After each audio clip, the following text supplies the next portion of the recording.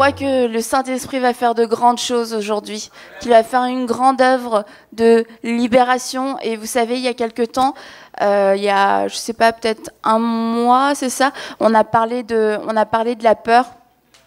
Et quasiment tout de suite après, j'ai eu la pensée de pouvoir prêcher sur le rejet. Et j'étais vraiment super emballée à l'idée de prêcher sur ce thème.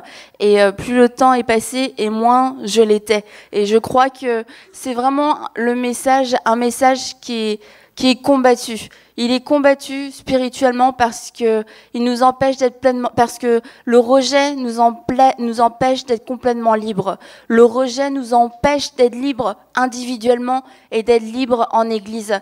Et nous devons aspirer au changement, nous devons aspirer à la maturité spirituelle, nous devons aspirer à la liberté, nous devons aspirer à cette transformation parce que nous voulons à cette église glorieuse, sans tache ni ride, une église qui marche dans l'amour envers Dieu, une église dans laquelle on peut palper cet amour les uns envers les autres. Et on n'arrivera pas à s'aimer entièrement, totalement, avec vérité et parfaitement si nous sommes limités par le rejet. Et donc, pour continuer sur cette lancée de la peur, vous rappelez que nous avions parlé de cet esprit de crainte qui venait souvent sous différentes formes, essayer de nous limiter, essayer de nous dicter notre conduite, essayer de nous dire quoi faire, comment réagir, comment parler, comment penser. Et je crois que beaucoup d'entre vous, vous avez reçu quelque chose et que vous avez été délivrés et que depuis ce jour, vous marchez de gloire en gloire dans votre liberté, que vous avez saisi, que vous avez reçu un esprit de force, un esprit d'amour et un esprit de sagesse. Et nous avions parlé rapidement de l'esprit d'amour et j'aimerais en parler plus aujourd'hui de cet esprit d'amour. Il y a cet esprit de crainte, on a vu, de crainte, d'effroi, on a vraiment très peur, etc. Et on est dominé, en tout cas, on est attaqué par la peur.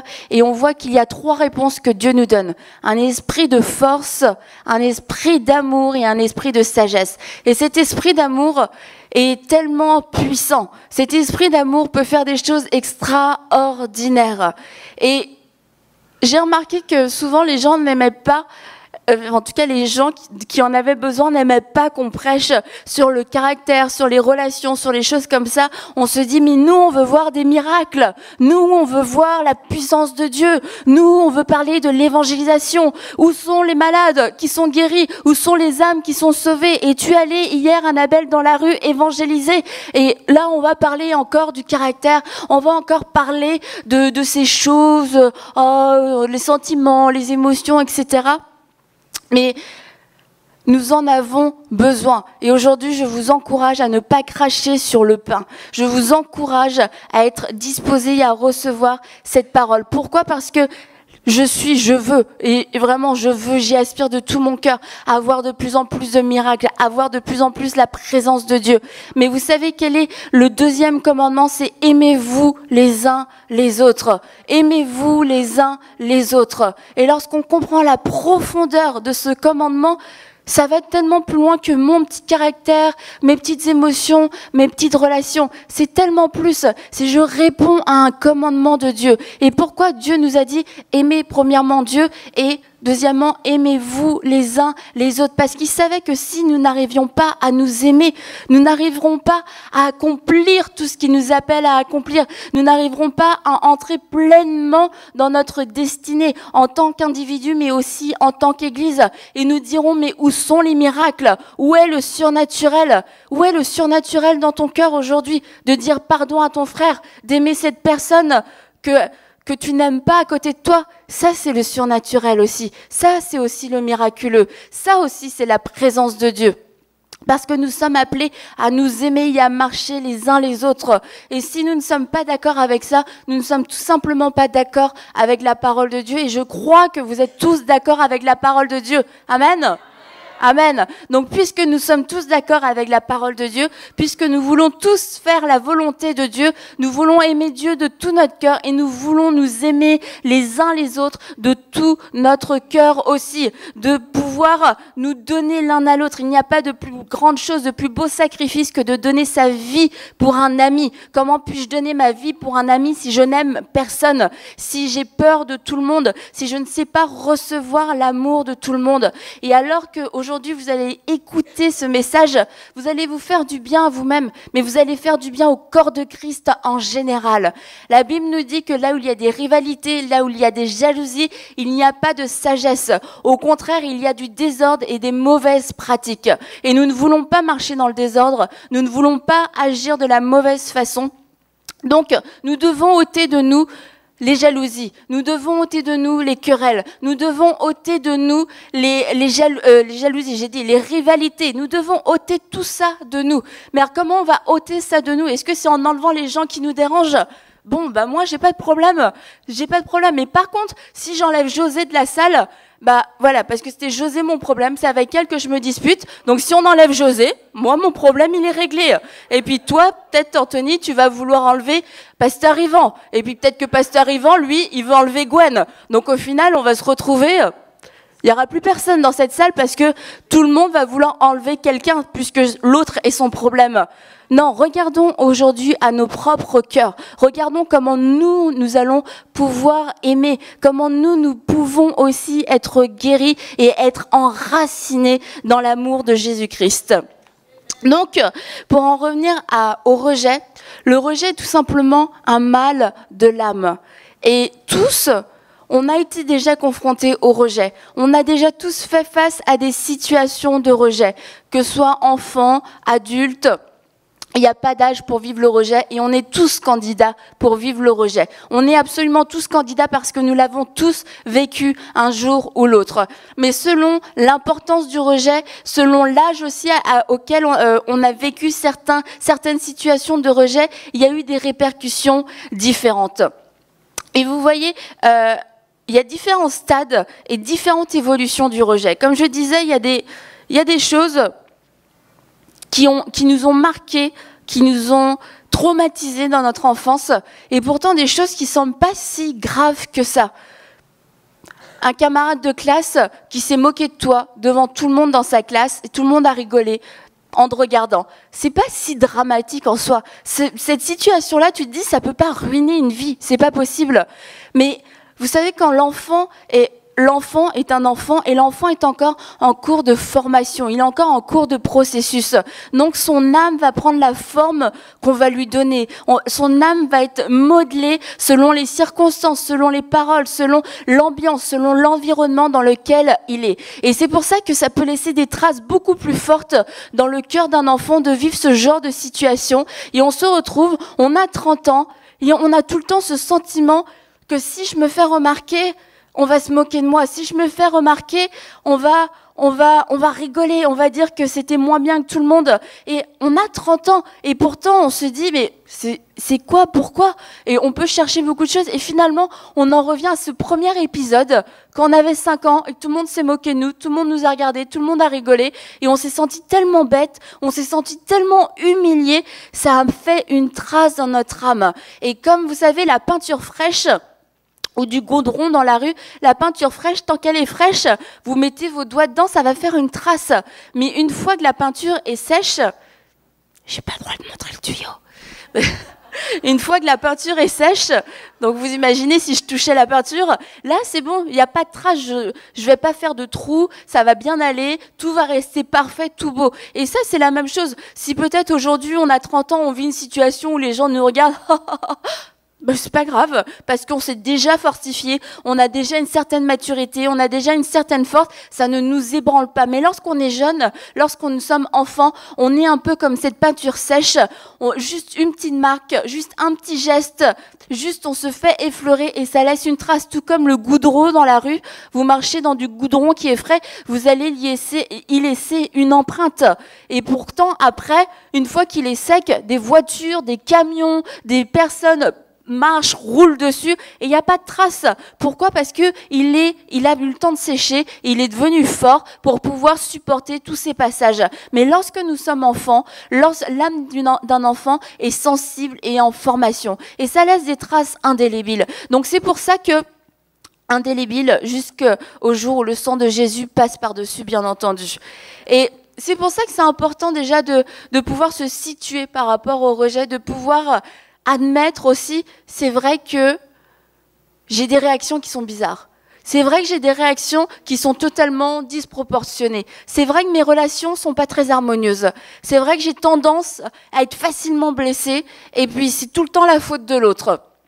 Et comme je voulais juste faire cette parenthèse par rapport aux enfants pour qu'on comprenne que quelquefois c'est pas des situations en soi qui sont hyper graves, parce qu'il y a des situations qui sont très graves, mais il y a des situations c'est pas si grave que ça, puis on peut dire bah attends, c'est pas parce qu'on s'est moqué de toi quand t'avais 5 ans qu'aujourd'hui t'es comme ça. C'est juste pour comprendre et que ça éveille en vous et pour les autres aussi de la compassion et que Dieu n'est pas en train de vous pointer du doigt. Ah, vraiment fortifie-toi, là, deviens un adulte. Et il dit voilà, c'est juste parti à cause de ça, mais maintenant je veux guérir ça, je veux guérir ce souvenir et le sang de Jésus va nettoyer cette trace de blessure qui était jusqu'ici indélébile. Et indélébile, ineffaçable. Pour vous donner un exemple de l'évolution du rejet, pour voir comment ça peut grandir chez une personne, c'est pas chez tout le monde que ça fait ça. Imaginez, vous vous êtes fait mordre par un chien. Vous n'avez absolument rien fait. Vous êtes juste en train de vous promener, et là un chien arrive, clac, il te mord, t'as mal, et tu viens de te faire mordre, c'est pas agréable, tu as ressenti toutes les douleurs de la morsure, tu n'as pas eu la rage, mais un chien t'a quand même mordu. Et soit tu te dis, un chien m'a mordu, mais ce chien était méchant. Ce chien en particulier était méchant. C'est ce chien qui m'a mordu et c'était un acte isolé. Et ça, c'est comme les situations de rejet. On fait face à des situations de rejet, que ce soit parce que on n'a pas été approuvé par un groupe, parce que on a été à un entretien d'embauche, on n'a pas été retenu, on a postulé peut-être dans un service à l'église, on nous a dit non merci, on n'a pas été invité à un anniversaire alors qu'on pensait qu'on était proche de la personne et on a vu que d'autres gens étaient invités, tout simplement parce que j'ai appris que mon ami avait aussi une autre amie et que ça a commencé à faire naître de la jalousie. Je me suis sentie rejetée, mis à part, peut-être parce qu'il y a un frère ou une sœur qui est arrivé après et que d'un seul coup, je n'ai plus senti toute l'attention de mes parents. Peut-être aussi parce que je me suis jamais sentie, parce qu'une fois, mon père ou ma mère a dit « Ah, fais plutôt comme ta sœur ou fais plutôt comme ton frère ». Je me suis sentie rejetée à ce moment-là. Mais ça peut être juste une situation de rejet. Ce jour-là, ma mère a dit ça, mais ça ne veut pas forcément dire qu'elle ne m'aime pas. Ça ne veut pas forcément dire qu'elle dit de toujours être comme ma sœur et qu'au final, elle préférait que je sois comme ma sœur. Non, ma mère, ce jour-là, a dit ça. J'ai vécu une situation de rejet, mais je me sens acceptée dans ma famille. Je sais que ma mère m'aime. Et donc, c'est pareil pour ce chien. Ce chien m'a mordu. C'est ce chien qui était méchant. La deuxième étape, c'est un chien m'a mordu, donc j'ai quand même peur des chiens. Je sais pas trop si c'est de ma faute, si c'est de sa faute. C'est comme, peut-être entre les chiens et moi, ça passe peut-être pas trop. Donc c'est mieux que je me tienne un peu plus loin des chiens. Il y a un chien, je suis pas trop rassurée. Quand il y a un chien, un peu plus loin, on sait jamais parce que je me suis déjà fait mordre. Donc peut-être que c'est toute la race canine qui en a contre moi, je suis pas sûre. Peut-être que j'avais fait quelque chose, je sais pas, mais en tout cas, je suis pas trop rassurée envers les chiens. Et là, c'est comme la peur du rejet. On a déjà vécu des situations de rejet et du coup, on est tout le temps un petit peu sur la défensive. On se sent pas rejeté forcément, on n'est pas tout le temps en douleur, on n'est pas tout le temps en crise, etc. Mais il y a tout le temps cette petite appréhension que peut-être ça va le refaire, peut-être la situation va se reproduire. On sait jamais. Et du coup, on est constamment dans l'insécurité. Et la troisième étape, c'est un chien m'a mordu, donc les chiens ne m'aiment pas. Les chiens ne m'aiment pas. Là, ça veut dire, clairement, les chiens ont un problème avec moi. Et j'ai vécu du rejet, j'ai fait face à des situations de rejet, j'ai eu peur du rejet, mais j'en viens à la conclusion que il y a un problème avec moi et les autres. Donc peu importe que ce soit moi le problème, que ce soit les autres le problème, dans tous les cas, il y a un problème, ça ne fonctionne pas. C'est parce que je suis une femme que je n'ai pas été acceptée à cet entretien d'embauche. C'est parce que je suis noire on n'a pas voulu me louer cet appartement. C'est parce que je suis trop grosse que la vendeuse m'a regardée de travers. C'est parce que je ne sais pas quoi, mais c'est parce que j'ai les yeux bleus qu'elle m'a regardé aussi de travers. Tout le monde nous regarde de travers. Tout le monde a un problème avec nous. Partout où je passe, non, de toute manière, la vendeuse, j'ai vu, dès que je suis rentrée, elle m'a regardé. Elle se demandait si j'allais pas voler. Je voyais qu'elle me suivait. Je voyais. Parfait, ça peut arriver. Finalement, la personne se déplace, elle va dans un autre magasin. Et là, c'est pareil. La vendeuse, elle avait un problème. Elle avait un problème avec moi. Je voyais, je lui posais des questions, elle me répondait pas bien, alors qu'à côté, il y avait des gens, puis je voyais, elle leur répondait vraiment bien. Donc, c'est sûr, je sais pas pourquoi, mais en tout cas, elle avait un problème avec moi. Puis ça m'arrive tout le temps, de toute manière, je sais pas pourquoi. Tu vas dans un autre magasin, pareil. La vendeuse, elle a bien vu que j'étais rentrée. Elle m'a pas parlé. Elle s'est pas occupée de moi. J'en arrive à la conclusion, de toute manière, les vendeuses, c'est toutes des racistes. Elles aiment pas les Asiatiques. Elles aiment pas les Coréennes. C'est pour ça qu'elles sont comme ça avec moi. Il y a quelqu'un qui a fait « Oh !» Et c'est facile d'évoluer dans cette mentalité. C'est facile de se dire qu'il y a toujours un problème avec quelqu'un. C'est facile de se dire que je suis regardée du mauvais œil, que je suis mal jugée. Et du coup, ça me conforte dans mon idée de toute manière que je ne suis pas à la hauteur, que je ne suis pas suffisante, que je ne suis pas assez, et on va, selon les personnalités, il va y avoir différentes façons de compenser ou de répondre au rejet. Il y a des personnes qui vont devenir totalement introverties. On les entend plus, on les voit plus. Ils se disent, si je disparais, ça va aller mieux. Si je disparais, personne me voit, personne me parle. Au moins, je ne peux pas vivre de rejet. Et vous vous souvenez, on avait lu ce verset dans Proverbe que celui qui se met à l'écart cherche son propre intérêt. Et c'est pas que ça fait plaisir d'être tout seul. C'est pas que ça fait plaisir de se mettre à part. Mais c'est juste, je me dis, si je vais avec Joanne et Roger, j'ai peur qu'ils me parlent pas. J'ai peur que si je parle, qu'ils me jugent, qu'ils se moquent, qu'ils me critiquent. Donc, je vais décider juste de pas y aller. Ça va être plus simple comme ça parce que je sens pas, j'ai pas la force. J'ai pas la force d'être encore rejetée. J'ai pas la force que eux se moquent de moi. Donc, même s'ils me disent, mais viens, Annabelle, viens. Non. Moi, non. Puis, je préfère être toute seule. Une partie de moi préfère être toute seule parce que j'ai peur, mais une partie de moi a tellement envie d'y aller. Une partie de moi a envie de dire oui, j'ai envie d'aller avec vous. Oui, j'ai envie de vous aimer, j'ai envie que vous m'aimiez, j'ai envie qu'on passe de bons moments, j'ai envie de rigoler avec vous. Mais j'ai tellement peur d'être rejetée. Et parce que je ne saisis pas que je suis remplie de l'amour de Dieu, je dis non, merci, désolée, je vais rentrer, j'ai quelque chose de prévu là, quelque chose de prévu, hein, je suis très très pressée. Et vous savez, il y a des gens comme ça que vous croisez, ils sont tout le temps pressés. En fait, ils sont pressés pour rien faire du tout.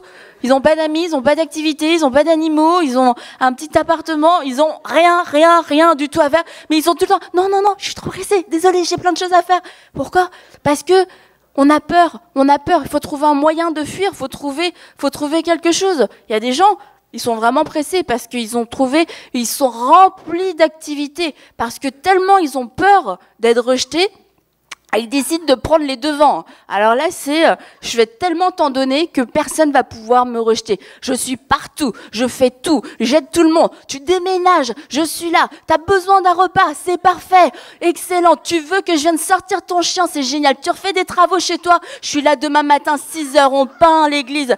C'est pas moi du tout.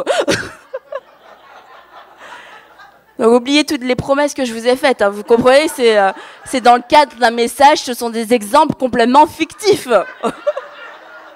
Je ne viens pas peindre, je ne sortirai pas ton chien, je ne te fais pas de ménage et je ne fais pas ton déménagement. Mais je vous aime de tout mon cœur. Vous voyez, ils font face à une situation de rejet maintenant.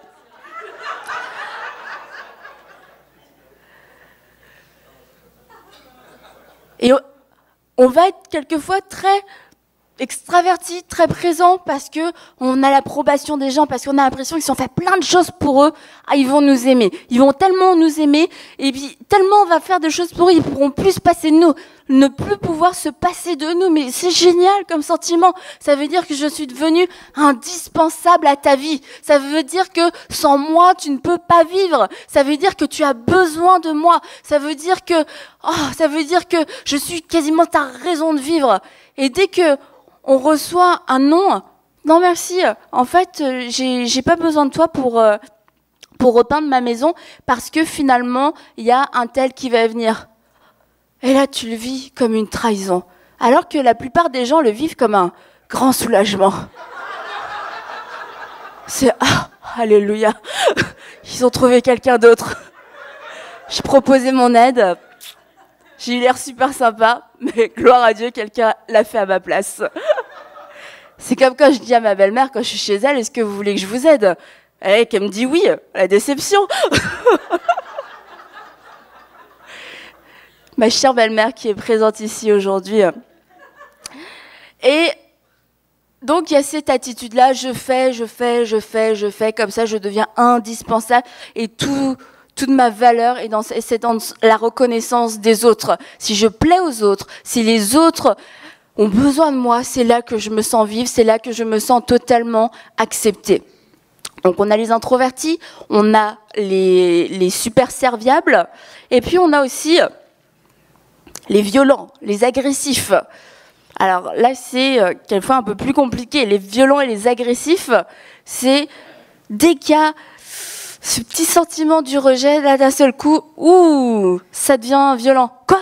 C'est à moi que tu parles? C'est à moi que t'as dit ça? Pourquoi tu m'as dit ça? Pourquoi?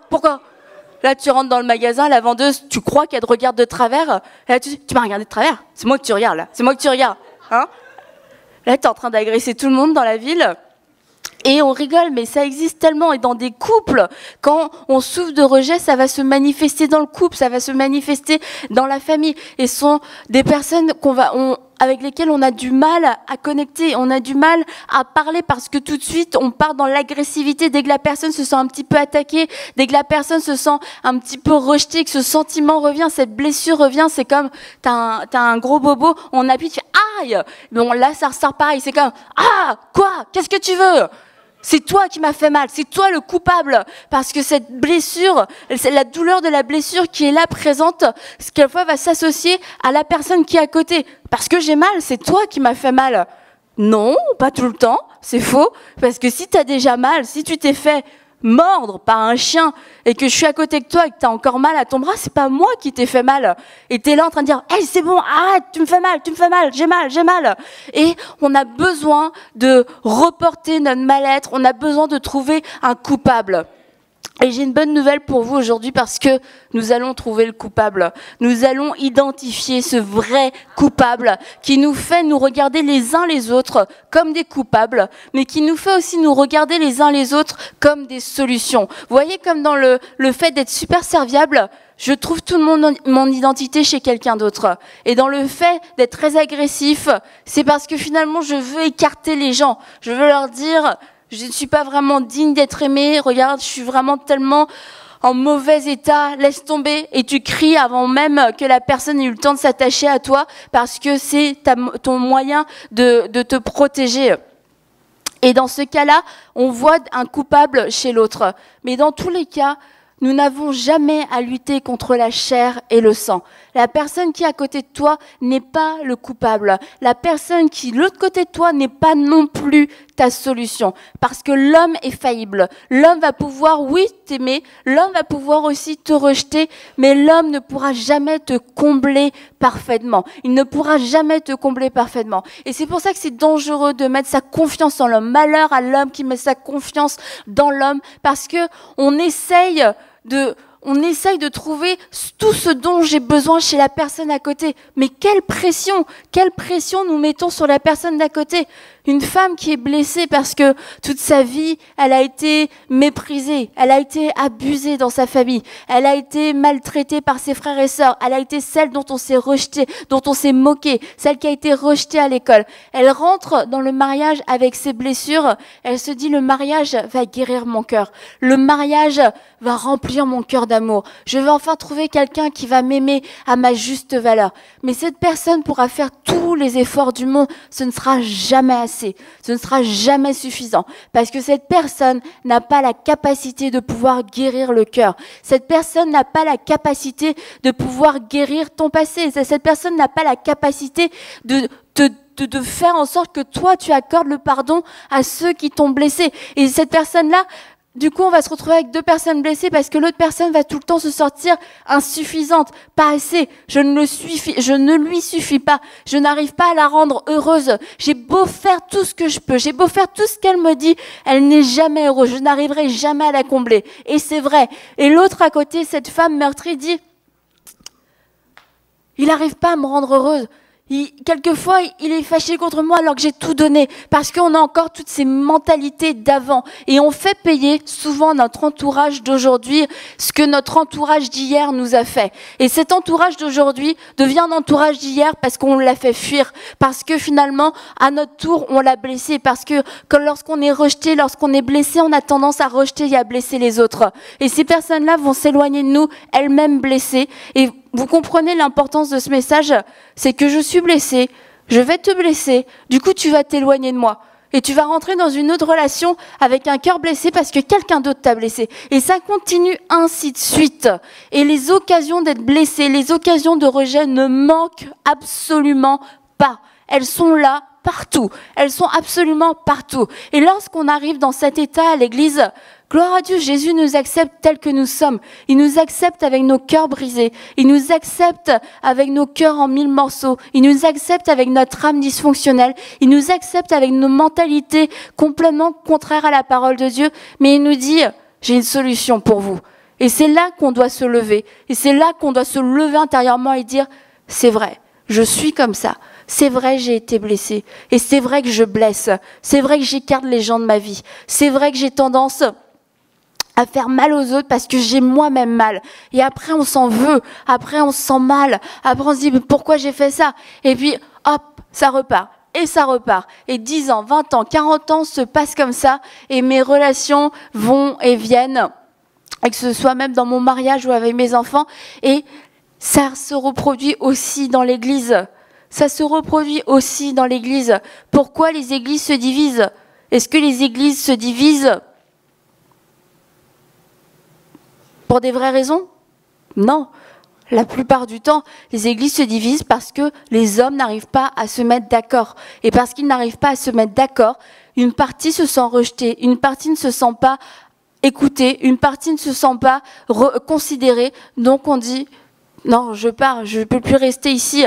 Et après, il y a tout un tas de sentiments. Encore une fois, il y a des gens qui partent en claquant la porte, il y a des gens qui partent parce qu'ils sont réellement blessés et qu'ils ne peuvent juste plus survivre dans l'état dans lequel ils sont. Mais c'est pour ça que nous avons besoin de nous fortifier les uns les autres, de nous fortifier dans l'amour de Dieu et de pouvoir rejeter le rejet. Et on va aller ensemble dans 1 Jean 4, 18. J'ai pas d'heure. 1 Jean 4, 18. La crainte n'est pas dans l'amour, mais l'amour parfait bannit la crainte. Car la crainte suppose un châtiment et celui qui craint n'est pas parfait dans l'amour. La crainte n'est pas dans l'amour, mais l'amour parfait bannit la crainte. Car la crainte suppose un châtiment et celui qui craint n'est pas parfait dans l'amour. Et aujourd'hui, je crois sincèrement qu'à travers la parole de Dieu, à travers l'enseignement de la parole de Dieu, nous allons pouvoir découvrir ce vrai amour, que nous allons pouvoir vraiment découvrir cet amour qui va venir nous guérir et qui va venir guérir nos relations. Et dans 1 Jean 4, 7, bien-aimés, aimons-nous les uns les autres, car l'amour est de Dieu, et quiconque aime est né de Dieu et connaît Dieu. Celui qui n'aime pas n'a pas connu Dieu. Celui qui n'aime pas n'a pas connu Dieu. Nous ne pouvons pas donner ce que nous n'avons pas reçu. Et vous comprenez que nous ne pourrons rien recevoir de la personne qui est à droite, de la personne qui est à gauche. Tout ce que nous allons pouvoir recevoir pour pouvoir aimer, c'est l'amour qui nous vient directement de Dieu. Cet amour qui va venir nous guérir, cet amour qui va venir restaurer notre identité, cet amour qui va venir restaurer nos relations. Quand on fait face au rejet, quelquefois, la troisième étape, c'était d'être un rejeté. Et là, l'identité totale change.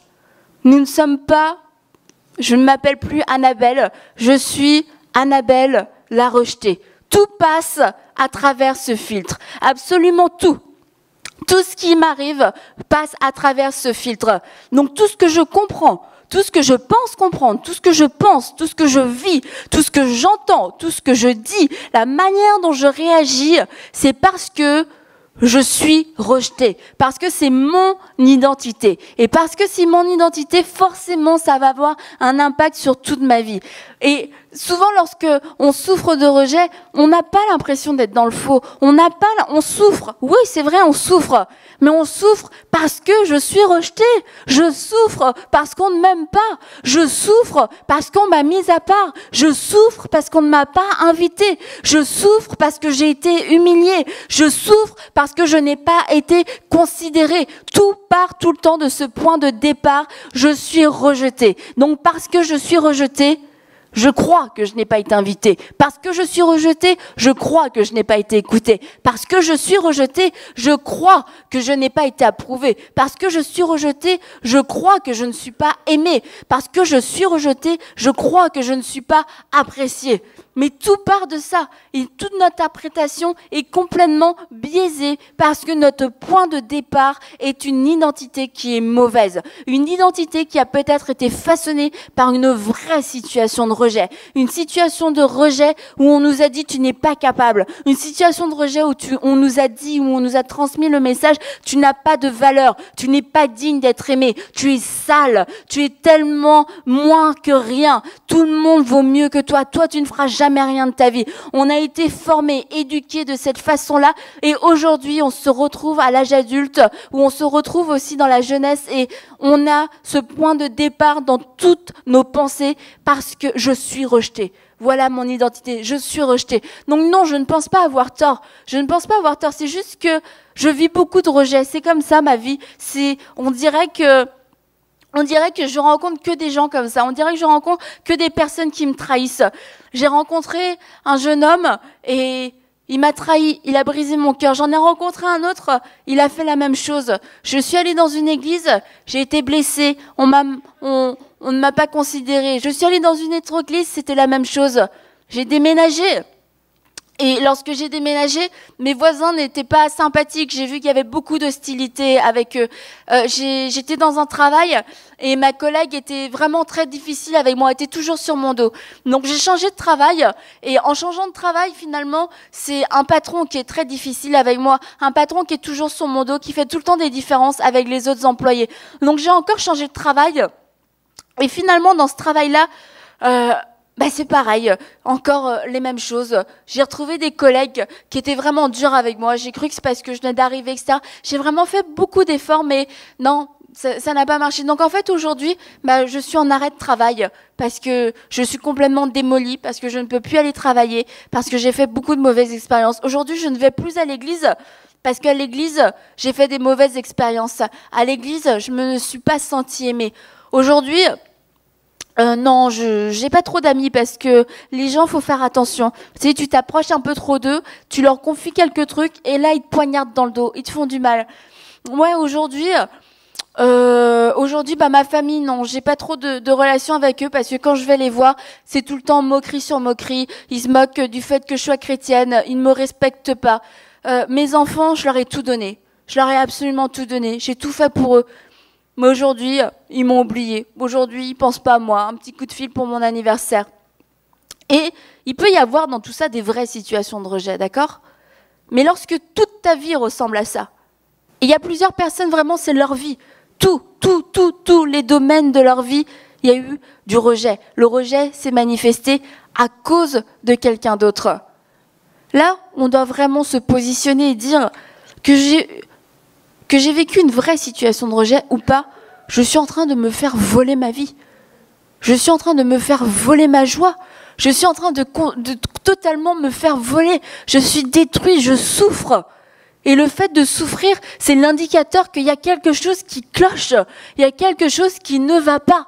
Il y a quelque chose qui a été déplacé, quelque chose qui a été cassé, quelque chose qui a été déboîté. Et le fait de vouloir juste gérer cette douleur, de vouloir juste gérer cette souffrance, ne fait pas en sorte qu'on guérit, ne fait pas en sorte non plus que ça aille mieux. C'est juste, on va s'en accommoder. Et le rejet, il y a différentes façons de le surmonter. C'est oui, de le gérer. Je vais gérer mon rejet. Écoute, je vais faire avec. Apparemment, j'ai des problèmes avec les gens. Bon, c'est comme ça. Je sais pas pourquoi. Moi, je passe pas. Ma sœur, elle est pareille que moi. Et pourtant, elle, partout où elle va, tout le monde l'aime. Les portes s'ouvrent. On lui dit bonjour. Il y a un cadeau à avoir, c'est elle qui l'a. Il y a un compliment à avoir, c'est elle qui l'a. Moi, apparemment, non. Et on en reparlera peut-être plus tard, mais on a vraiment, peut-être qu'on en reparlera, mais on verra, mais on a vraiment des attitudes qui font fuir les gens. Et on attire ce genre de choses, finalement. Une fois qu'on est dans le rejet, on attire le rejet et on force quasiment les gens à nous rejeter. On ne leur dit pas forcément, mais on leur dit, non, ne m'aime pas, éloigne-toi de moi, je ne suis pas digne de ton amour. Et quand les gens s'en vont, voilà, j'ai encore été abandonnée. Voilà, j'ai encore été trahie. J'ai encore été maltraitée. J'ai encore été méprisée. Et Dieu veut vraiment guérir des cœurs brisés ce matin. Dieu veut vraiment rétablir des choses dans vos vies.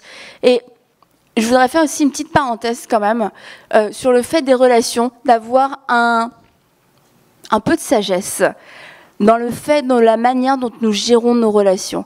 Nous gérons parfois nos relations de façon totalement exclusive. Nous sommes des clans. Toi, t'es mon ami, toi, t'es mon ami. Toi, je te parle pas, toi, je te parle pas, toi, je te parle pas. On n'est pas appelé à être comme ça. Jésus allait de lieu en lieu, guérissant tous les malades, faisant du bien à tous ceux qui étaient sous l'empire du diable. Ça veut dire qu'il se promenait, il voyait différentes personnes, il avait ses disciples qui étaient proches de lui, mais il y avait tous ces gens à qui il allait parler, à qui il faisait du bien, envers qui il était une source de bénédiction. Donc oui, nous avons un entourage proche, mais notre entourage proche ne doit pas devenir une prison dans laquelle nous avons une certaine sécurité, mais aussi dans laquelle, de laquelle on exclut tout le monde. Et d'un autre côté, on doit aussi apprendre à apprécier notre position dans les relations. Il y a juste des relations, on n'est peut-être pas la meilleure amie d'eux, on n'est peut-être pas la super BFF d'eux, mais on est une bonne amie de cette personne. Et je peux juste apprécier le fait d'être une bonne amie. Je peux juste apprécier le fait que j'aime cette personne, que cette personne m'aime, plutôt d'être constamment malheureuse parce que je suis pas sa BFF, parce que je suis pas celle avec qui elle parle tous les soirs, mais je suis celle avec qui on peut passer des bons moments et j'apprécie notre relation. Et je veux continuer d'apprécier notre relation parce que cette relation, c'est ce que moi j'offre à la personne, c'est ce que la personne m'offre et on peut totalement s'épanouir là-dedans. Mais si je cherche tout le temps à prendre la place de quelqu'un, je vais être tout le temps insatisfaite dans toutes mes relations. Et si j'arrivais, à force de me battre, à devenir la BFF de cette personne, BFF, la meilleure amie, vous comprenez, de cette personne, finalement après, puisque moi j'ai souffert de pas être cette BFF, puisque moi j'ai tout donné pour devenir cette super meilleure amie fusionnelle, c'est que une fois que je vais avoir cette place, je vais tout le temps me sentir de toute manière menacée. Est-ce que l'autre qui est là, est-ce qu'elle va pas venir prendre ma place? Est-ce qu'elle va pas être un peu trop proche d'elle? Est-ce que ceci, est-ce que cela? Et on n'apprécie jamais pleinement notre place. Il y avait les disciples étaient proches de Jésus, il y avait la foule. Et dans les disciples, il y en avait d'autres encore qui étaient plus proches de Jésus. Et celui qui n'a pas aimé sa position, celui qui n'a pas apprécié avoir une autre position que quelqu'un d'autre, c'est Judas. Et Judas a fini par trahir Jésus. Pourquoi? Parce que Judas a sûrement souffert du rejet. Il s'est dit, moi je suis pas comme Pierre, moi je suis pas comme Jean. Puisque je suis pas comme Pierre, puisque je suis pas comme Jean, ça veut dire que Jésus ne m'aime pas. Ça veut dire que Jésus a un problème avec moi. Puisque Jésus a un problème avec moi, pourquoi est-ce que moi, j'aurais pas un problème avec lui? Donc voilà, maintenant Judas a un problème avec Jésus. Puisque Jésus ne m'aime pas, pourquoi est-ce que moi je l'aimerais? Pourquoi est-ce que moi je lui ferais du bien? Les autres, oui, parce qu'ils sont proches, mais moi, non. Moi, il me prend pas avec lui sur la montagne. Moi, il me prend pas avec lui pour aller faire des petites balades. Moi, il me prend pas avec lui pour me raconter des petits trucs. Non.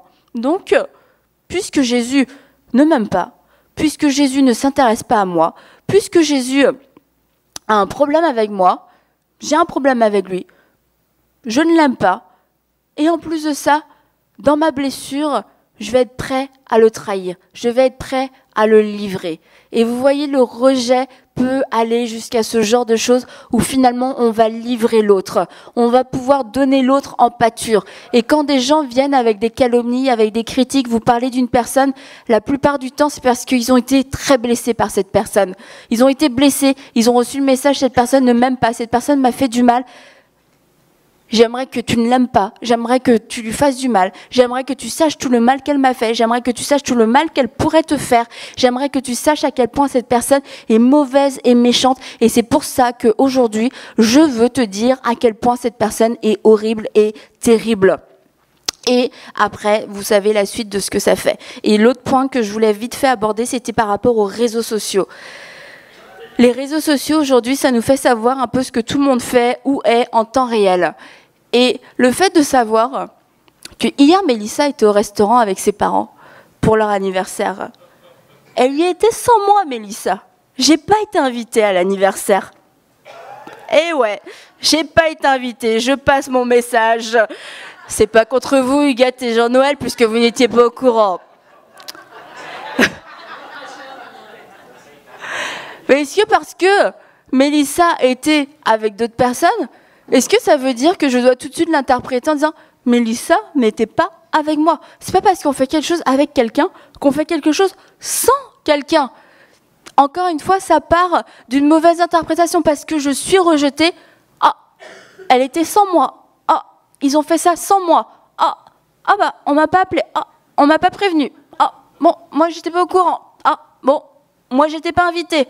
Non, on peut juste voir les choses d'une façon beaucoup plus simple. Et lorsque nous avons une âme apaisée, une âme rassasiée, une âme comblée, c'est « Oh, ils étaient à l'anniversaire de Jean-Noël et Huguette, c'est cool, j'espère qu'ils ont passé un bon moment. Oh, ils sont allés se promener, c'est chouette. Oh, ils étaient ensemble pour l'anniversaire d'un tel. Oh, c'est super, j'ai oublié de lui souhaiter son anniversaire, d'ailleurs, il faudra que je lui souhaite demain.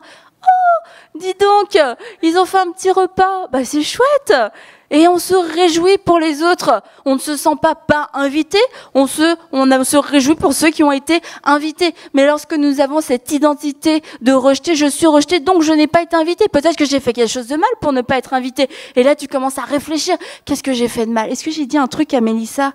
Qu'est-ce que je lui ai dit qui était pas gentil? Ah, c'est peut-être ça qu'elle a pas aimé. Puis je lui en dis un paquet de trucs à Mélissa, donc je vous dis qu'il y a un paquet de trucs qu'elle pourrait pas aimer. Mais... Et là, finalement, je me casse la tête. Qu'est-ce que j'ai fait? Mais Seigneur, pourquoi est-ce que je suis pas invitée? Seigneur, pourquoi est-ce que moi, on ne me dit pas de venir? Pourquoi? Qu'est-ce que j'ai fait de mal? Qu'est-ce qui cloche avec moi? Ben, c'est peut-être juste que t'étais juste pas invité. C'est juste ça. Il n'y a pas forcément de raison. Il y a personne qui s'est dit, on n'invitera pas Annabelle. C'est juste, on n'a même pas pensé à t'inviter. C'est pas parce que t'as pas un problème. C'est pas parce que t'as un problème. C'est pas parce que t'as fait quelque chose de mal. C'est pas parce que tu nous as blessés. C'est pas parce qu'on t'a voulu t'exclure. C'est juste parce que, bah, accessoirement, tu fais même pas partie de la famille. Donc bon, peut-être que c'est pour ça. On sait jamais. J'essaye de trouver une réponse parce que ça fait mal. Hein. Mais Mais et là, du coup, on est en train de se faire du mal, on se torture là, et puis on arrive voir la personne. Bah écoute, est-ce que je t'ai fait quelque chose de mal? Est-ce qu'il y a un problème entre toi et moi? Parce que là, j'ai vu que t'avais fait une fête, je t'ai pas invité. Ouais, ça devient super intense, et l'autre personne est comme, mince, elle aussi, elle commence à se sentir mal. Et vous voyez, à chaque fois, c'est ça, ce cercle infernal. Est-ce que j'aurais dû l'inviter? La prochaine fois, tu te dis, bon, on n'en parlera pas, on le fera en cachette, parce qu'apparemment, quand on l'invite pas, ça crée tout un drame. Donc, ou alors, on va l'inviter parce que ça crée tout un drame. Et du coup, on est tout le temps dans ce genre de réflexion. On pense à l'église, on pense à la louange. Ah, bah, aujourd'hui, on va mettre Nathalie à la louange. Et ah ouais, mais si on met Nathalie, Isabelle, elle sera pas la louange. Si elle a pas la louange, elle va peut-être être vexée. Si elle est vexée, bah elle va quitter le groupe de louange. Donc bon, qu'est-ce qu'on fait? Bon, et finalement, plutôt de se concentrer sur, ok, préparons nos cœurs pour accueillir la présence de Dieu, pour aspirer à vivre de façon tangible la présence de Dieu. On est en train de faire de la gestion humaine, de la gestion de caractère, de la gestion d'émotions constamment, et on se défocalise de l'essentiel. On se défocalise de ce pourquoi on doit réellement vivre, ce qu'on doit réellement chercher. On n'est pas ici pour se faire juste du bien. On n'est pas ici pour passer un bon moment. On n'est pas ici pour faire plaisir à un tel. Oh bah il faudra organiser une réunion. On va organiser une réunion. jeudi, parce que si ça se trouve, Anthony, il a pas prêché dimanche, donc il est vexé. Et s'il est vexé, après, il viendra plus faire la prière le matin. Alors là, on va être embêté s'il est pas là la prière le matin. Donc, pour lui faire plaisir, pour éviter qu'il vive du rejet et que ça ait des répercussions, on va faire ça. Jeudi, il va faire la réunion, comme ça, il va continuer de faire ce qu'on va. Et en fait, on est constamment dans la peur de l'homme, dans la peur de l'autre. J'ai peur d'être rejeté, j'ai peur que l'autre se sente rejeté. Et on est tout le temps en train d'essayer de plaire à l'un et à l'autre. Et dans tout ça, Seigneur, est-ce que tu veux que jeudi, on fasse une réunion? Est-ce que vraiment jeudi, on doit faire une réunion? Est-ce qu'Anthony a un message pour jeudi? Est-ce que c'est lui qui doit faire cette réunion? On n'a pas demandé à Dieu parce qu'on était tellement préoccupés par nos émotions, par les émotions des uns et des autres, à se plaire les uns aux autres ou à se justifier les uns envers les autres, qu'on oublie de considérer les intérêts de Dieu. On oublie de considérer ce qui est réellement important pour Dieu et de ce que Dieu veut faire aujourd'hui. Aujourd'hui, je peux me dire, bah tiens, moi j'aimerais bien faire un message qui va faire rire les gens. Alors du coup, je vais préparer des blagues et tout ça. Je fais pas du tout ça, hein, jamais. Mais et je suis là, ah ouais, d'accord. Et puis en plus, je suis au courant d'une situation. Donc, ouais, si j'en parle, ça va être gênant. Ils vont croire que c'est à eux que je parle. Donc, je peux pas prêcher ce message-là. Ouais, mais si je prêche ça, bah, peut-être que c'est eux qui vont se sentir concernés. Ça tombe mal parce que c'est la semaine dernière qu'on m'en a parlé. Si je prêche ce message-là, ouais, là, c'est le groupe de louanges qui va se sentir concerné. Ah, ça va être compliqué. Après, la Gwen, il va être fâché contre moi. Donc bon, bah qu'est-ce qu'on va faire? Bah, on va prêcher un message qui va gêner personne. Un message, tout le monde va être content. Oh bah c'était bien, on n'a rien vécu, on n'a pas été dérangé, c'était génial. Je suis pareil en sortant qu'en revenant. Oh super. Pas de problème. J'aime beaucoup quand tu prêches, Annabelle, parce que tu vois, je me sens bien, je me sens à l'aise, je me sens confortable. Ah bah gloire à Dieu, il y a personne qui a quitté l'église après que j'ai prêché. Tout le monde était content, tout le monde avait le sourire, c'était agréable. On a passé un bon moment. Nous ne voulons pas passer un bon moment agréable qui va satisfaire nos émotions. Nous voulons passer le moment que Dieu a prévu pour nous, que ce soit un moment qui soit désagréable pour notre chair, un moment qui soit défiant pour nos émotions, un moment qui soit tellement transformateur que lorsqu'on sort, on n'est plus du tout la même personne. C'est à ça que nous devons aspirer. Et c'est pour ça, ce message devait être prêché d'une façon ou d'une autre. Et je vous assure que ce message, pour une raison que j'ignore en partie, est un message que le diable ne veut tellement pas que nous entendions. Il veut que nous restions dans nos mentalités humaines, dans notre sagesse humaine, à croire que nous avons raison, à croire que nous voyons juste, à croire que c'est l'autre qui a tort. Je sais entièrement pourquoi. C'est pour créer la division entre nous, pour qu'entre nous, nous soyons quasiment des ennemis. Et ce message a été combattu de toutes les sortes et de toutes les façons, je peux vous l'assurer. Mais ce message, peu importe sa forme ce matin, a été prêché. La parole de Dieu a été prêchée. Et j'aimerais vous dire qu'on lise ensemble dans Éphésiens 3:17. Je prie que vous soyez enracinés et fondés dans l'amour, pour être capable de comprendre avec tous les saints quelle est la largeur, la longueur, la profondeur et la hauteur de l'amour de Christ, et de connaître cet amour qui surpasse toute connaissance, afin que vous soyez remplis de toute la plénitude de Dieu. Je prie que vous soyez enracinés et fondés dans l'amour. Enracinés et fondés dans l'amour. Non pas enracinés et fondés dans du rejet. Enracinés et fondés dans une situation qui s'est passée lorsque tu avais 5 ans. Enracinés et fondés dans le rejet que ta mère t'a toujours témoigné. Enracinés et fondés dans le rejet que ton père t'a témoigné. Enracinés et fondés dans le rejet d'un professeur. Dans le rejet qui a pu former un abus. Enracinés et fondé dans le rejet provoqué par l'humiliation, enraciné et fondé par le rejet provoqué par une famille qui t'a méprisé, humilié. Non, enraciné et fondé dans l'amour pour comprendre quelle est la longueur, la hauteur, la largeur, la profondeur. Cet amour qui nous encercle, cet amour qui est partout. Je regarde à droite, je regarde à gauche, je vois cet amour de Christ qui m'environne de toutes parts. Cet amour de Christ qui surpasse toute connaissance, qui surpasse la connaissance que j'ai de moi-même, qui surpasse la connaissance que j'ai de de la personne à côté de moi, qui surpasse la connaissance que j'ai de mon passé, qui surpasse la connaissance de mes souvenirs, qui surpasse la connaissance de mes traumatismes. Un amour qui surpasse toute connaissance et que vous soyez remplis de toute la plénitude de Jésus-Christ. Qu'il n'y ait plus rien en vous qui vienne des ténèbres, qu'il n'y ait plus rien en vous qui vienne de ce passé, qu'il n'y ait plus rien en vous qui vienne du royaume des ténèbres, qu'il n'y ait plus absolument rien en vous qui ne soit pas lumière, qui ne soit pas vérité, qui ne soit pas pour la gloire de Jésus-Christ, qu'il n'y ait absolument plus rien. Et ce n'est pas un caprice, ce n'est pas trop demander, ce n'est pas des enfants gâtés que de demander ça, c'est la parole de Dieu qui nous dit qu'il veut nous remplir de toute sa plénitude et que nous soyons enracinés et fondés, que nous puissions retrouver quelle est notre identité. Lorsque je suis enraciné et fondé, les saisons passent au-dessus de moi, je ne change pas, mon identité ne change pas. Si je suis un pommier, je reste un pommier en hiver, je reste un pommier en été, je reste un pommier en automne, je suis toujours un pommier. Ce n'est pas parce que mes feuilles sont tombées que je ne suis plus un pommier. Ce n'est pas parce que nous sommes en hiver que je ne produis pas encore de fruits que je ne suis plus un pommier. Ce n'est pas parce que les gens disent de moi que je suis un figuier que je ne suis pas un pommier. Peu importe ce que les gens disent de vous, regardons à Jésus. Jésus, le Fils de Dieu, celui sur qui on a craché.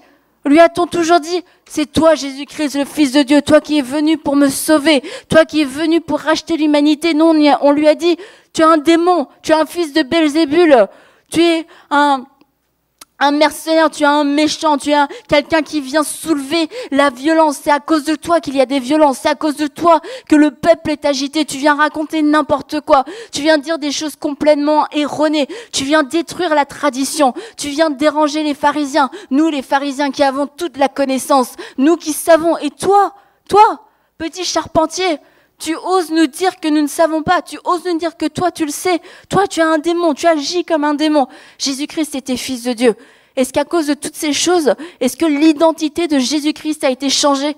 Est-ce que Jésus-Christ a changé son identité? Non, l'identité de Jésus-Christ est restée la même du début à la fin. Jésus-Christ, Fils du Dieu, le bien-aimé. Et aujourd'hui, je veux vous dire que vous êtes les bien-aimés. Vous êtes le bien-aimé. Le bien-aimé. À tellement de reprises, la Bible nous appelle mes bien-aimés, mes bien-aimés. Nous ne sommes pas les bien-aimés de Paul. Nous ne sommes pas les bien-aimés de Pierre. Nous ne sommes pas les bien-aimés de Jean. Nous sommes les bien-aimés de Jésus. Nous sommes les bien-aimés de notre Père. Nous sommes ces bien-aimés, des gens qui sont aimés parfaitement, entièrement, complètement, acceptés, approuvés, justifiés, lavés de leurs péchés. C'est ça notre identité. Nous sommes des bien-aimés. Vous n'êtes plus rejetés. Vous n'êtes plus un rejeté. Vous n'êtes plus une rejetée. Vous êtes un bien-aimé. Vous êtes une bien-aimée. C'est ça votre identité. Parce que je suis bien-aimé. Parce que je suis une bien-aimée, parce que je suis un bien-aimé, je ne doute pas de l'amour de Dieu, je ne doute pas de sa compassion, je ne doute pas de sa patience envers moi, je ne doute pas de son sacrifice. Je ne me dis pas que Dieu a encore été tellement déçu aujourd'hui à cause de moi, parce que j'ai encore péché, parce que j'ai encore chuté. Non, tu es le bien-aimé de Dieu. Tu es le bien-aimé de Dieu. Tu as déjà été aimé. Avant la fondation même du monde, tu étais déjà aimé. Avant que tu fasses quoi que ce soit de bien, de mal, tu étais déjà aimé. Tu vas décevoir des gens, tu vas blesser des gens vont te décevoir, des gens vont te blesser. Mais tu es le bien-aimé de Dieu. Tu es celui qui est aimé de Dieu. Et je prie que cette parole descende dans votre cœur maintenant et que vous puissiez dire, je suis le bien-aimé de Dieu. Je suis la bien-aimée de Dieu. Je suis celle que Dieu aime parfaitement. Je suis celle que Dieu aime avec une affection ardente, avec une tendresse ardente. Je suis celle avec qui Dieu aime passer du temps. Je suis celui avec qui Dieu aime passer du temps. Je suis celui que Dieu aime de tout son cœur. Pourquoi? Parce que la Bible nous dit qu'il nous a aimés. Il nous a tellement aimés. Il t'a tellement aimé qu'il a donné son Fils unique pour toi. Il a démontré tout son amour. Il a déjà tout démontré son amour. Il t'a donné la preuve ultime et complète de tout son amour. Et aujourd'hui, tu ne peux pas dire, mais non, je me sens pas trop aimé. Il t'a aimé le premier. Il a envoyé son Fils unique afin que si tu crois en lui, tu ne périsses point, mais que tu aies la vie éternelle, afin que ta honte soit rachetée, afin que ta peur soit rachetée, afin que tu puisses marcher libre dans cette vie, afin que tu saches que tu es aimé, que tu es protégé, que tu es approuvé, que tu as de la valeur, que tu as un prix. C'est ce que Jésus-Christ a fait pour toi en venant sur cette terre. Je suis le bien-aimé de Dieu. Aujourd'hui, qu'on puisse tous dire ensemble, je suis le bien-aimé de Dieu. Je suis le bien-aimé de Dieu. Je le redis là encore, il y en a certains, ça fait mal. Je suis le bien-aimé de Dieu. Je suis le bien-aimé de Dieu. Et vous vous souvenez, la dernière fois, je vous ai parlé de ce syndrome de l'imposteur qui nous dit non, c'est pas vrai, tu n'es pas à la hauteur. Non, c'est pas vrai que tu es tout ça. Non, c'est pas vrai. Ça, ce sont des mensonges. Et là, certains vous dites, je suis le bien-aimé de Dieu. Je suis la bien-aimée de Dieu. Et vous avez l'impression de dire un mensonge. Vous avez l'impression quasiment de blasphémer. Vous avez l'impression de mentir. Ce sont des mensonges. C'est la voix du diable que tu entends maintenant, qui essaye de te condamner, qui essaye de te priver de la gloire de Dieu, qui essaye de te priver de la grâce de Dieu, qui essaye de te priver de l'amour de Dieu, qui essaye de t'aveugler en te faisant croire que toi, non, tu ne fais pas partie de ces gens-là qui peut connaître l'amour de Dieu, sa hauteur, sa longueur, sa profondeur, sa hauteur, etc. Non, toi, tu ne fais pas partie de ces gens-là. Je te le dis aujourd'hui, tu en fais partie. Tu es le bien-aimé de Dieu. Tu es la bien-aimée de Dieu. Tu as déjà été accepté et approuvé. Alors, peu importe ce que les gens t'ont fait, peu importe. Aujourd'hui, c'est un jour de délivrance. Aujourd'hui, c'est un jour où tu dis non au rejet, où tu dis c'est fini d'agir comme ça. C'est fini de me faire du mal et c'est fini de faire du mal aux gens. C'en est terminé. Aujourd'hui, je veux répondre à ce commandement que Dieu m'a donné, d'aimer mon prochain comme moi-même. Je m'aime et j'aime mon prochain. Je vais l'aimer. Je vais l'aimer tellement que je vais pouvoir lui donner ma vie. Je vais l'aimer tellement que je vais pouvoir ouvrir mon cœur. Je vais aimer tellement que je vais pouvoir faire confiance. Je vais aimer tellement que je vais pouvoir pardonner, que je vais pouvoir me réconcilier, que je vais pouvoir pardonner. Il y a des gens ici qui ont besoin de pardonner, de relâcher cette offense, parce que le rejet n'a fait que de grandir dans ta vie, parce qu'il y a cette racine d'offense. Tu n'es pas enraciné, fondé dans l'amour, tu es enraciné et fondé dans cette offense. Et cette offense est venue d'une action, c'était normal que tu sois fâché, c'était normal parce qu'on t'a fait vraiment du mal, parce que c'est pas un rejet que tu as inventé, c'est pas un rejet que tu t'es imaginé, c'est un réel rejet. Mais aujourd'hui, Jésus veut venir guérir ton cœur. Il veut que tu relâches cette offense, que tu puisses relâcher pour te faire du bien à toi-même, pour que tu puisses vivre libre, pour que ce poison arrête de venir te tuer à petit feu, pour que ce poison arrête de venir infester tous les domaines de ta vie, que ce poison arrête de venir infecter tes relations avec tes frères, avec tes sœurs, avec tes parents, parce que tu penses tout le temps c'est à cause d'eux que ça va mal, mais parce que tu es tellement blessé, tu ne peux même pas voir ce que les gens depuis ont fait pour pouvoir te faire sentir accepté, pour te dire qu'ils t'aimaient, pour te dire que peut-être une mère qui a dit « Pardon ma fille, j'ai pas réagi quand tu t'es fait abuser, je t'ai pas défendu, je ne t'ai pas protégé, je ne t'ai pas enlevé, je n'ai rien dit à personne, je savais que ça se passait, mais je te demande pardon. » Ces phrases-là, tu peux même pas les entendre. Et cette personne vit avec ce fardeau. Et aujourd'hui, le fait que tu vas pouvoir pardonner cette personne qui t'a abusé, tu vas pouvoir aussi pardonner toutes ces personnes autour et tu vas pouvoir commencer à recevoir l'amour. Plutôt que de dire « ma mère n'a jamais rien fait pour moi ». Ma mère n'avait rien dit ce jour-là, mais depuis ma mère m'a demandé pardon. Depuis ma mère a été pardonnée. Depuis ma mère aussi est une personne libre. Je suis une personne libre et à cause de ma liberté, j'ai amené la liberté dans toute ma famille. Et il y a des familles, je crois ici, qui sont liées par l'amertume et liées par l'offense. À cause d'abus. À cause d'abus, vous êtes liés et vous êtes complètement divisés dans votre famille. Alors ce matin, je prie que toi qui es ici, toi qui as entendu ce message, Que tu dises, peu importe Seigneur, peu importe ce que lui a fait, aurait dû faire. Aujourd'hui Seigneur, je suis candidate pour recevoir entièrement et pleinement ton amour. J'accepte de pardonner, j'accepte de relâcher cette offense.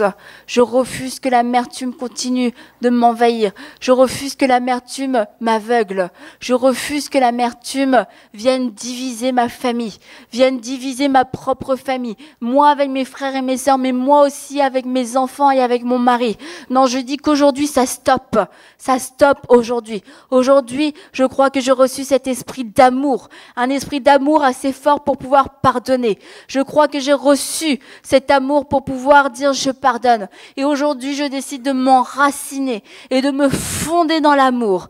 De m'enraciner, de me fonder dans l'amour et de découvrir cet amour, Jésus, qui dépasse toute ma connaissance, qui dépasse toute la connaissance de ce que j'ai cru être vrai, de ce que j'ai cru être légitime, de ce que j'ai cru être sage et raisonnable. Parce que tu me l'as dit aujourd'hui, là où il y a des rivalités, là où il y a de la jalousie, il n'y a pas de sagesse. Et Seigneur, je veux marcher dans cette sagesse qui me pousse à pardonner aujourd'hui, qui me pousse à relâcher cette offense, qui me pousse à pardonner comme moi j'ai été pardonné.